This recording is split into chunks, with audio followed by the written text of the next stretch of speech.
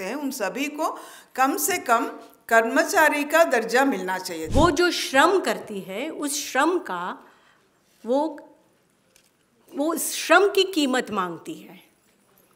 लेकिन ये जो सरकार बैठी है हमारी सत्ता में, वो हर बार फिर वो कोई भी कामगार हो, मतलब वो आशा हो, आंगनवाड़ी हो, या फैक्ट्रियों में काम करने वाली हो, या खेत मजदूरी करने वाली औरत हो, या मनरेगा में काम करने वाली औरत हो, जब आपको कर्मचारी या मजदूर का मान्यता ही नहीं है, आपको सिर्फ समाज सेविका या सक्रिय कार्यकर्ता बुलाया जाता है, तो कुछ भी अधिकार नहीं, कुछ भी कानूनी अधिकार कुछ भी नहीं होता है। आपने सुना कि आशा 20 बरस से काम करती है। हमारे पूरा काम आ गया, मतलब टीकाकरण जड़ से हम आंगनवाड़ी में काम करते हैं। हम गाँव की एक रीड है हमारी। 15 से 16 हज़ार रुपये यहाँ पे महाराष्ट्र में इंसेंटिव मिलता है, और ये सब CR2 के तहत रहकर हमने जो संघर्ष किया है उसके ऊपर ये हुआ है। नमस्कार, न्यूज़ क्लिक का स्वागत है। आज हम मौजूद हैं सुरजीत भवन में, जहाँ पर आशा वर्कर्स एंड फैसिलिटेटर की ऑल इंडिया फेडरेशन की तरफ से यहाँ पर एक कन्वेंशन रखा गया था, जो कि आशा वर्कर्स को काम करते हुए आज देश में 20 साल से अधिक हो गए। 20 साल पहले ये स्कीम लागू हुई थी, जब देश के अंदर ग्रामीण स्तर पर स्वास्थ्य सेवाओं को बेहतर करने के लिए और गर्भवती महिलाओं को और शिशुओं को बेहतर इलाज मिल सके, उसके लिए स्कीम चालू की गई थी। वॉलंटियर तौर पर इनकी भर्ती की गई थी। लेकिन आज ये दुर्भाग्य है, 20 साल बाद भी ये खुद को एक कर्मचारी होने के दर्जा को लेकर या इनको काम करने वाला माना जाए, इसके हक़ के लिए लड़ाई लड़ रही हैं।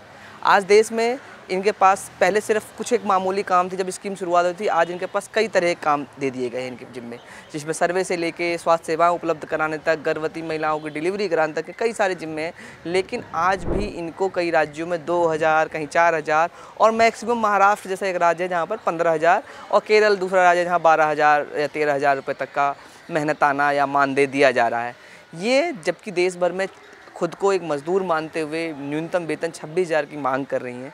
इसके अलावा कई सारी इनकी डिमांड है जिनको लेकर यहाँ पर इन्होंने रखा है, और इस कन्वेंशन के माध्यम से इन्होंने सरकार को चेताया है। सरकार ने अगर इनकी बातें नहीं मानी, इनकी मांगे जो एक जेन्युइन मांगे हैं, अगर नहीं मानी गई तो भविष्य में ये बड़ा आंदोलन करेगी। और 20 मई को जो देश भर में एक आम हड़ताल होने जा रही है, उसमें इन्होंने समर्थन किया है। इन्होंने कहा है ये भी उसमें शामिल होंगी, और अगर उसके बाद भी नहीं होगा तो अगस्त में ये अलग अलग राज्यों में देशव्यापी हड़ताल की तरफ भी जाएंगी। इनका काम कितना महत्वपूर्ण है ये समझने के लिए हमें देखना पड़ेगा, जब ये आज से 20 साल पहले देश के अंदर जब भी बच्चे पैदा होते थे, किस तरह से माताओं की गर्भ धारण करने के बाद या बच्चा प्रस्तुति के दौरान मौत हो जाया करती थी। उस मातृ मृत्यु दर को इन्होंने किस स्तर पर कम किया है, शिशु मृत्यु दर को कम किया है, बच्चों के जो पैदाइश जो घरों में होती थी उसको इन्होंने हॉस्पिटल तक ले जाने में, जिससे माता और शिशु दोनों सुरक्षित रहते हैं।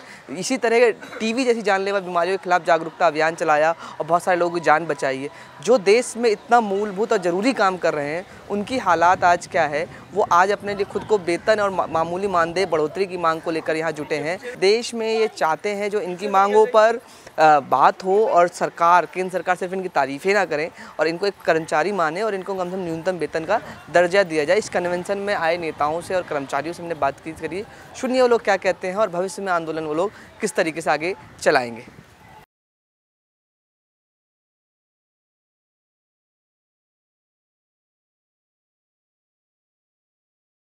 पहले मैं आपका शुक्रिया अदा करना चाहती हूँ कि आपने मौका दिया बात करने का।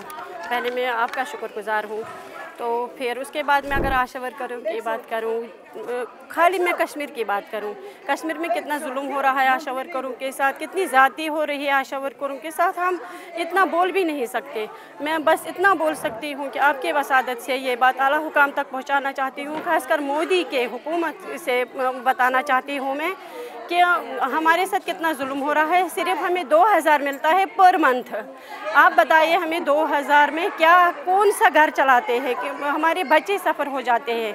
आपकी वसादत से मैं ये भी बताना चाहती हूँ कि अगर हमारी ईद है, हमारे मुसलमानों का त्यौहार है, हम जो लीडरान है वहाँ कश्मीर की, वो होम अरेस्ट है ईद के दिन भी, क्योंकि हमारे साथ बहुत नाइंसाफ़ी हो रही है। हमें वर्कर का दर्जा मिलना चाहिए।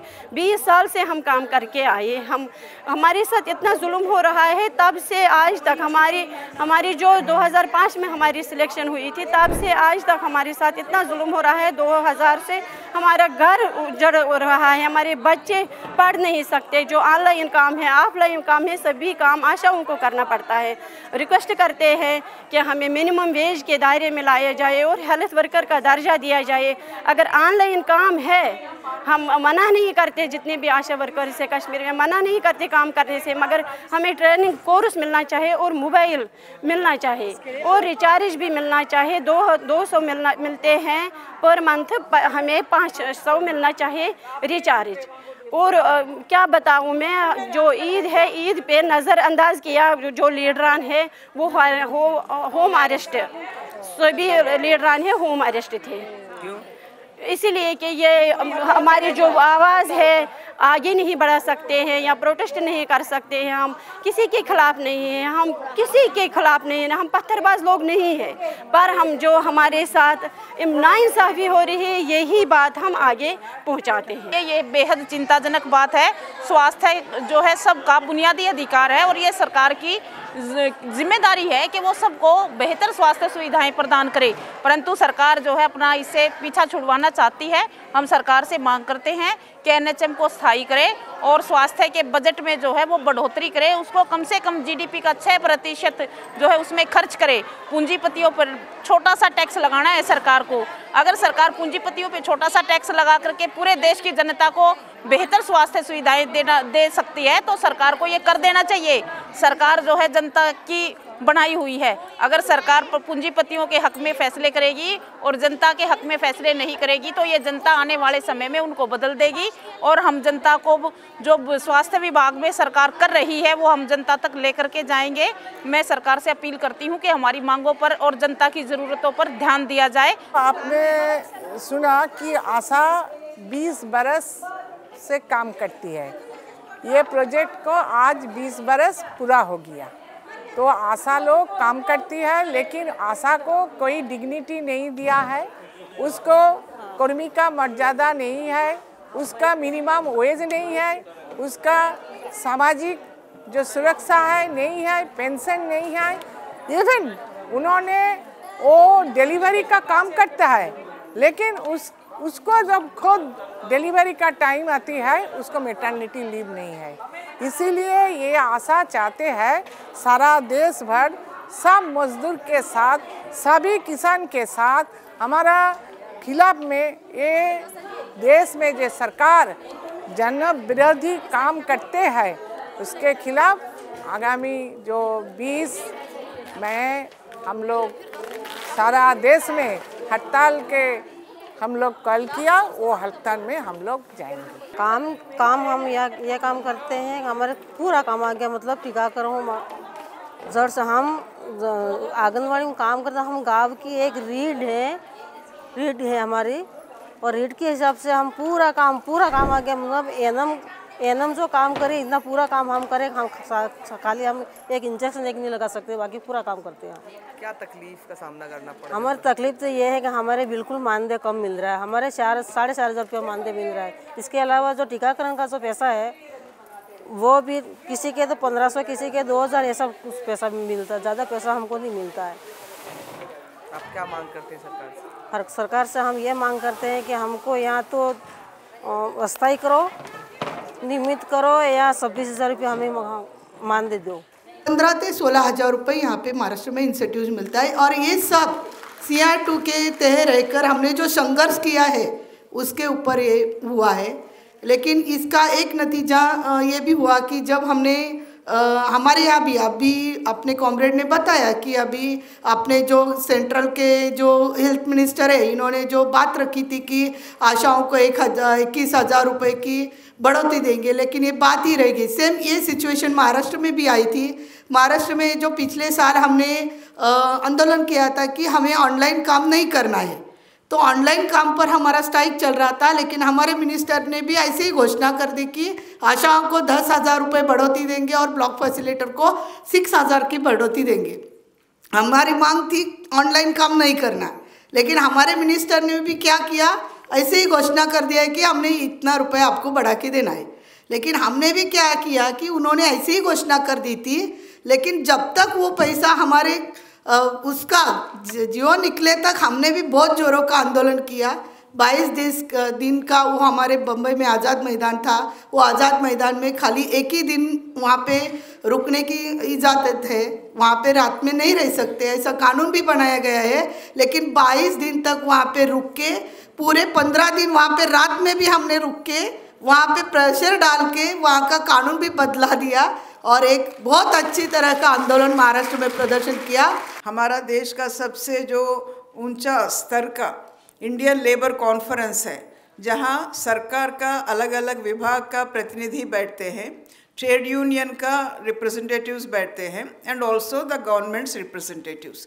There it has been raised with the initiative of CITU, this issue has been raised, the issue of regularization, recognition कि कम से कम आशाओं को, मिड डे मील वर्कर्स को, आंगनवाड़ी वर्कर्स हेल्पर्स को और जो नेशनल इसमें चाइल्ड लेबर प्रोजेक्ट में काम करते हैं, वो teaching and non teaching staff को और भी अलग अलग प्रोजेक्ट्स में, स्कीम्स में जो काम करते हैं, उन सभी को कम से कम कर्मचारी का दर्जा मिलना चाहिए। लेकिन जब मजदूर का दर्जा मिलता है तो कुछ कानूनी अधिकार मजदूरों को, कर्मचारियों को मिलता है। न्यूनतम वेतन का मिलना चाहिए, इतना काम करने का घंटा इतना होना चाहिए।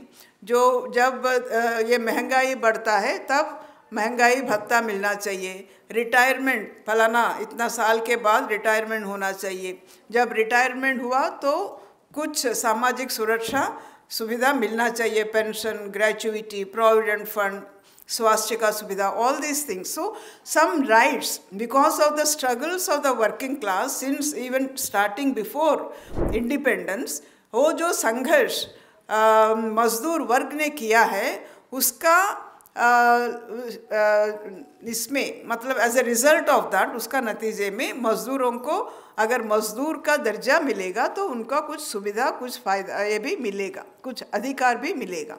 वो जो श्रम करती है उस श्रम का वो श्रम की कीमत मांगती है।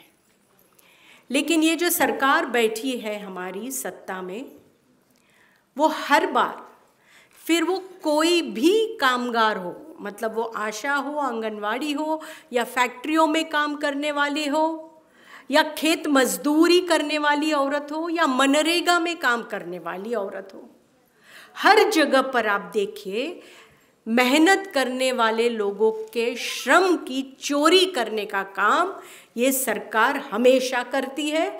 और चोरी, वो तो आज सरकार ही बहुत बड़ा ठेकेदार हो गया है ना, तो दूसरे ठेकेदारों को तो वो मदद ही करेगी। ये लेबर कानून क्यों ला रही है?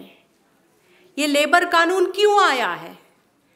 ताकि CITU जैसी मजबूत संगठन पूरे देश के अंदर कितनी बहादुरी से मुकाबला कर रही है, कामगारों के हितों के साथ कहीं पे भी कोई भी समझौता नहीं होने दे रही है, ये उनको बहुत खलता है, नासूर की तरह उनके दिल में चुभता है।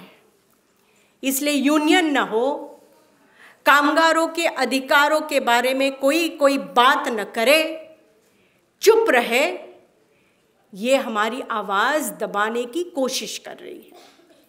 हम जब कहते हैं हमको इतना वेतन मिलना चाहिए, हम कोई भीख थोड़ी ना मांग रहे हैं।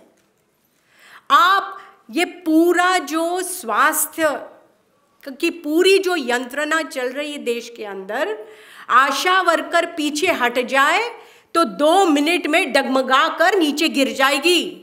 अभी कॉमरेड महासचिव ने आप लोगों के सामने प्रस्ताव रखा था आगे के आंदोलन का, और जो 20 साल हो गए हैं राष्ट्रीय स्वास्थ्य मिशन को काम करते हुए, तो काफ़ी विस्तार से बताया गया कि 20 सालों में आशा वर्कर्स ने क्या क्या काम किए हैं और किस तरह से जो हमारा स्वास्थ्य का ढांचा था उसके अंदर कितने काम करके उसको किस स्तर पे पहुंचाया है, जो माँओं का जो स्वास्थ्य था और नवजात शिशुओं का जो स्वास्थ्य था, वो सब काम हमने बहुत ही शानदार तरीके से किए हैं NHM के तहत।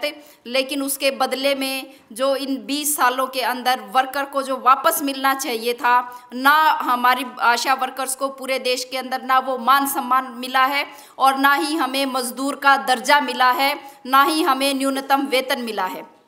ऐसा नहीं है कि हमने कोई संघर्ष नहीं किया, मांगा नहीं, वो हम सब जानते हैं कि पिछले 20 सालों के अंदर संगठित होके किस किस तरह से हमने संघर्ष किया है।